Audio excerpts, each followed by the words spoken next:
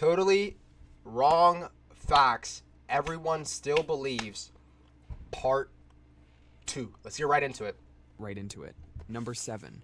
Bulls seeing red. You've seen it in movies, the bull charging at that bright red cape. Everyone thinks the bull gets furious because it sees red. But here's the thing. Bulls can't even see the color red. They have only 2 types of color-seeing cells in their eyes, for blue and green. So that famous red cape Is just the looks sound like good? a dull, grayish-yellow blob to them. Is the real sound reason good? they charge is the movement. Bulls get triggered by things moving erratically Hold up. Is the sound good? It's cool. All right, bet.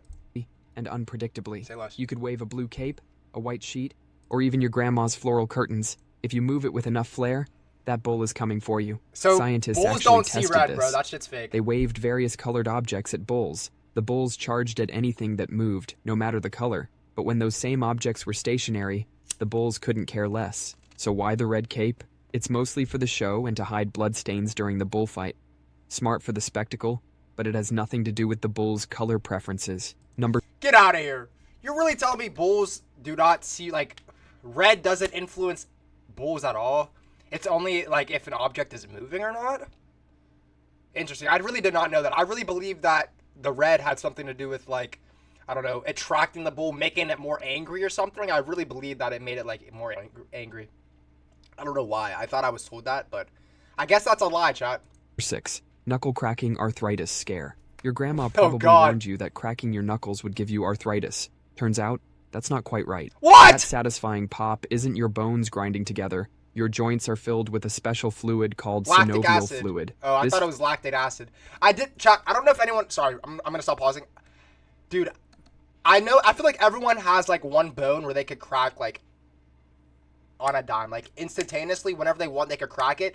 And then they could crack it, like, multiple times. Like, for me, I could crack my ankle, like, over and over and over and over again. And it's, like, such a weird feeling. It feels kind of like, I don't know, it, like, pops in and it's so weird. But I thought I generally, like, I really did thought you could get, like, arthritis. I thought you could. I guess that's not true, though. Fluid contains tiny gas bubbles, mostly nitrogen. When you pull or stretch your fingers, you create space in the joint. This makes the pressure drop, and those gas bubbles burst like tiny underwater fireworks. Okay. That's the sound. Once you've cracked your knuckles, you usually have to wait about 20 to 30 minutes to do it again. Facts. The gas needs time to redissolve into the fluid. It's like your knuckles have a built-in cool-down timer. Scientists have looked into this for decades. One doctor, Donald Unger, famously cracked the knuckles on only his left hand for 60 years. He never cracked the knuckles on his right hand. Bro, what? Bro, why did he sign up to do this? He literally said he only cracked the knuckles on his left hand. Never on his right. What? And after 60 years, both hands were perfectly fine, with no signs of arthritis. He even won an Ig Nobel Prize for this dedicated piece of self-experimentation. Arthritis is usually caused by things like genetics, aging, or injuries, not by popping gas bubbles. So, that satisfying pop is generally harmless. Number 5. Baby bird touch taboo. There's a widely held belief that if you touch a baby bird, its mother will detect the human scent And kill and it. abandon it. Yep. This is a myth that has probably saved many young birds from well-intentioned but unnecessary human interference. However, it's not scientifically accurate. Most birds have a very poorly developed sense of smell. Okay. They rely primarily on sight and sound to recognize their young and their nests. Okay. A mother bird is heavily invested in her offspring. She spent considerable time and energy building a nest, incubating eggs, and feeding her chicks. She's not likely to abandon them simply because they've been touched by a human. Bird banders and researchers handle baby birds regularly for study, and the parents typically continue to care for them. What can cause a bird to abandon a nest is significant disturbance or a perceived threat from predators. If humans are constantly around the nest, making a lot of noise, or if the nest is repeatedly disturbed, the parent birds might decide the location is too dangerous. If you find a baby bird on the ground, it's important to first determine if it's a nestling or a fledgling. A fledgling is a young bird that has most of its feathers and is learning to fly. It's normal for them to be on the ground. A nestling is younger, often featherless or with downy fluff, and should be in the nest. If it's a nestling and you can safely return it to its nest, that's usually the best course of action. Your scent won't be the problem. Number 4. Cold weather Okay, cold I couch. genuinely had no idea that was a thing, bro. I really believed my whole life that if you touch the bird, yeah, the mom would pretty much just, like, kill it. Like, it does not fuck with, if it does not like mess with the baby anymore if it you know, got touched by a human. But now that I know that's not true, and actually it's normal for like a little baby bird to be out of the nest if it has, you know, if it's what, a nestling? No, if it's a nestling, that means it should be in the nest. If it's the other one, a wrestling, I forget what the word, I don't even know what the word was. What the hell? If it's the other one though, it's normal for it to be out of the nest and you shouldn't really mess with it. But like, it's like, I guess the stages of the life and the stages of yeah, like the life cycle of the bird. But I don't really, I never really understood that. Yeah, human scent, I guess that makes sense. Mom probably told you to wear a jacket when it's cold outside, or you'll catch a cold. I feel It's a like, common belief that being exposed to cold weather can cold outside, or you'll catch a cold. Okay. It's a common belief that being exposed to cold weather can make you sick. But being cold itself doesn't cause a cold. Gotta get Colds YouTube are caused Premium. by viruses, most commonly Okay. rhinoviruses. You have to come into contact with one of these viruses to get sick. So, why do more people seem to get colds in the winter? One major reason is that okay. when it's cold, people tend to spend more time indoors. We gather in closer proximity to each other in heated, often poorly ventilated spaces. This makes it easier for viruses to spread from person to person through coughs, sneezes, or contaminated surfaces. Really? Some research also suggests that cold, dry air might affect our body's defenses. For example, the lining of your nose might be less effective at trapping viruses in colder, drier conditions. But the primary factor is still exposure to the virus. If you were isolated in a very cold environment without any viruses present, you wouldn't catch a cold. Scientists in Antarctica, for instance, often go months without colds until new people arrive, bringing viruses with them. So, while bundling up in cold weather is good for staying warm and comfortable, Yeah. it's not a direct shield against cold viruses. Number 3. Sun. So you're telling me though, if you did a study with 10 people who wore a jacket and 10 people who didn't wear a jacket in like below 30-degree weather, you're telling me not more people that didn't wear jackets would get sick than the people who wore jackets? I think we need more information on this study. So wearing a jacket has nothing to do with you getting sick in the winter or catching a cold. I just don't believe that. I mean, we need more. I need a study on that because I really do believe, like, even take a bigger, like 100,000 people, they wear jackets and they go out in the cold, and then see like what their symptoms are like a few days later. If they're sick a few days later, I almost promise you, like, if they didn't wear a jacket, there'd be more, like, there'd be a higher number of people sick. But I don't know, bro. That doesn't make sense. Distant season story. Everyone thinks shield against cold viruses. Number 3. Number 3. Sun distant season story. Everyone thinks summer happens when Earth gets closer to the sun. That's completely backwards. Earth is actually farthest from the sun during northern hemisphere summer. Everything you thought you knew is a lie. Yeah, what the, bro? Why are they teaching us this shit then? I'm so confused. The real reason for seasons isn't about distance at all. It's all about Earth's permanent lean. Our planet is tilted at 23.5 degrees, and it stays that way while spinning around the sun, like that friend who can't stand up straight in photos. This tilt means different parts of Earth get different amounts of sunlight throughout the year. When the northern hemisphere is tilted toward the sun, those sunbeams hit more directly. That direct hit means more heat and longer days, giving us summer. Think of it like holding a flashlight straight at a wall versus at an angle. When it's straight on, you get a bright, concentrated circle of light. Right. But tilt that flashlight, and suddenly the same light Distorted. spreads out over a bigger area, making it weaker. That's exactly what happens during winter. The sunlight hits us at an angle, spreading the warmth thin. Meanwhile, the southern hemisphere is tilted away, getting Bro, this don't slanted, make weak sense to me right sunbeams. now, Chad. That gives them winter. This tilt is also why Australia is having beach weather, while North America is shoveling snow. When we're leaning away from the sun, okay. they're leaning toward it. If Earth didn't have That right there, that point he just made sense, okay? Here, I'm gonna run it back one time. That point he made right there makes sense. shoveling snow, when we're leaning away from the sun, they're leaning toward it. If Earth didn't have this tilt, we'd have the same weather all year round. No more seasons. No more winter wonderlands or summer beach parties. Just one endless season. Earth's orbit isn't even a perfect circle. It's slightly squished, like an oval. Right. But this difference is so tiny it barely affects our temperature at all. It's all about the lean, not the distance. Number 2.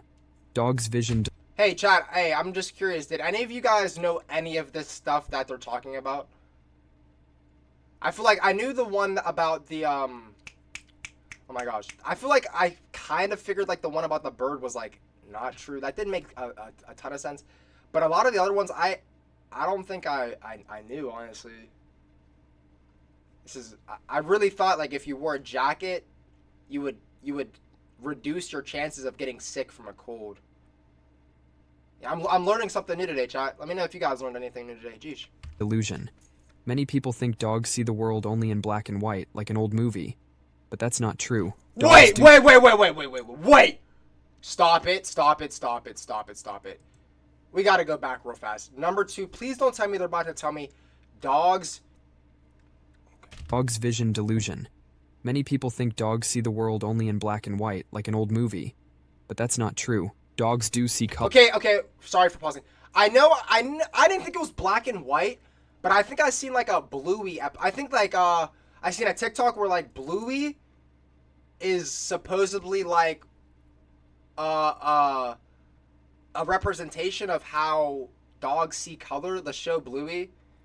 I'm pretty sure I seen a TikTok about like how that show is actually like a but how would a human ever figure out what a dog's vision, like, bro, what technology do they go? Yo, what's good, Pace? How you doing, brother? What's good, Pace? It's not the same way humans. Bro, like, I figured like the colors weren't obvious, but how do they even figure shit like that out? Yo, buddy's name's Chicken and Waffles. My fucking boy, how you been, bro? That's a funny ass name too. Or cones in their eyes. Dogs only have 2 types of cones. This means their color vision is more limited. I knew that the vision like was like they see like we have brighter colors. They see them a lot like duller. Like not as much brightness. In their eyes. Dogs only have 2 types of cones. This means their color vision is more reason? limited. They can see blues and yellows quite well. But reds and greens tend to look like shades of brown or gray to them. So that bright red toy you throw for your dog might not stand out as vividly to them as it does to you. A blue or yellow toy would be much more distinct. While their color vision is different, dogs have other visual advantages.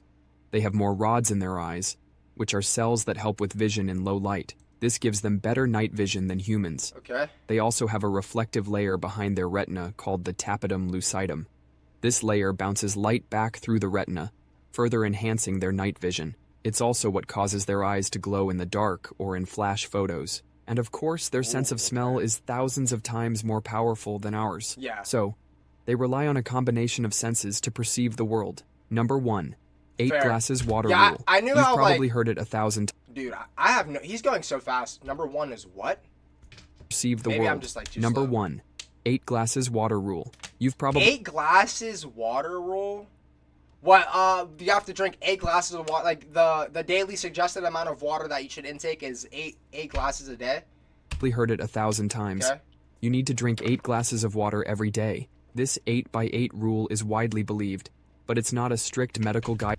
Yeah, I figure, like, how can you tell, like, someone that weighs 200 pounds that 8 glasses of water is a significant amount, and they should, like, and then someone that weighs, you know, like 120, their recommended amount of water should still be the same as the person that's 200 pounds, when clearly the person that's 200 pounds may need to take a little bit, like, intake a little bit more water. Guideline for everyone. The idea seems to have originated from a 1945 recommendation by the U.S. Food and Nutrition Board. They stated that a suitable allowance of water for adults is 2.5 liters daily. However, that same recommendation also noted that much of this intake is contained in prepared foods. Over time, the part about food got forgotten, and the 8 glasses advice took hold. In reality, how much water you need depends on many factors.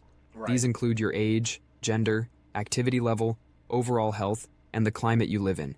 If you're exercising heavily or in hot weather, you'll need more water. Also, you get a significant amount of water from the foods you eat. Fruits and vegetables, for example, have high water content. Beverages like milk, juice, tea, and even coffee contribute to your total fluid intake, True. while caffeine has a mild diuretic effect.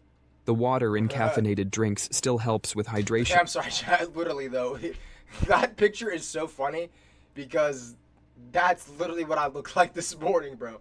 I was all happy to have my cup of coffee. Then next thing you know, bro, look at this guy. He looks like he's about to go take that nasty shit. For most people, your body is pretty good at signaling when you need water.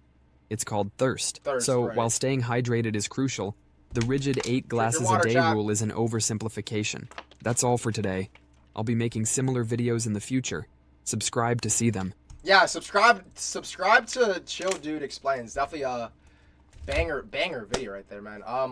Yeah, chat, let me know if you guys learned anything new in that video. I know I did. There was definitely a few things that I haven't believed for a while now. Like the water one was definitely one of them. I learned about the dog being able to like see different colors a few months, maybe like a year ago now. So I know they didn't see things in black and white. I'm trying to think of, like, I definitely did not know, though. The one I did not know was if you wear a jacket, it does not increase or it does not affect your chances of getting a cold at all, which I thought is very interesting. Like I said, I still think we need to do a little bit of study on that. But, yeah, if you guys enjoyed, make sure you guys drop a follow, man. Subscribe to your boy on YouTube. We go live on Twitch every single day. And, yeah, banger video, man. Peace.